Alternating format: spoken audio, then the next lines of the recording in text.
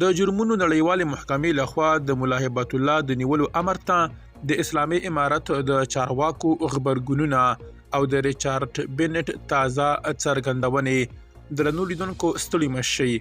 د جرمونو نړیوالې محکمې د لوی څارنوال هغې غوښتنې ته چې وایي دغه محکمه د ملا هیبت الله او عبدالحکیم حقانی د نیولو حکم وکړي د ملا عبدالغني برادر د دفتر مشر غبرګون ښودلی او ډیروي د جرمونو نړیوالې محکمې د فلسطین په قضیه کې څه توره وکړه.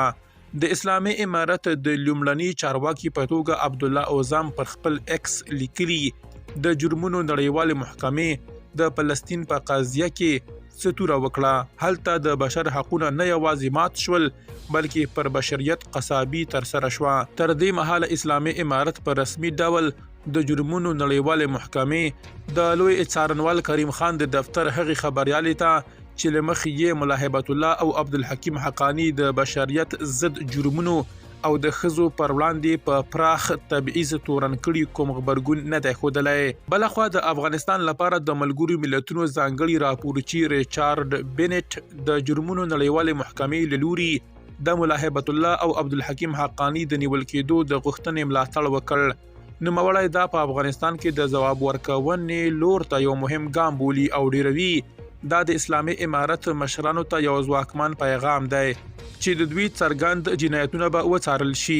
هغه همدارنګه ویلي یاد ګام دا پیغام هم لري چې د افغانانو حقونه به هیڅ کله هیر نشي.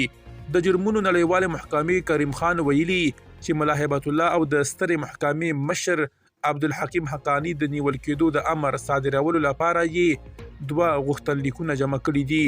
هغه ویلي چې د اګست له 15 راهیسې افغانو ښځو سره د جنسیت پر بنسټ د اسلامي امارت چلند او له بنسټیزو حقونو څخه د هغوی محرومول د روم د اساسنامې پر بنسټ جرم دی. کریم خان وایي چې ډیر ژر به د اسلامي امارت د نورو مشرانو د نیولو د امر صادرېدو په اړه هم غوښتنلیکونه جمع کړي. درنو لیدونکو له ملتیا مو مننه.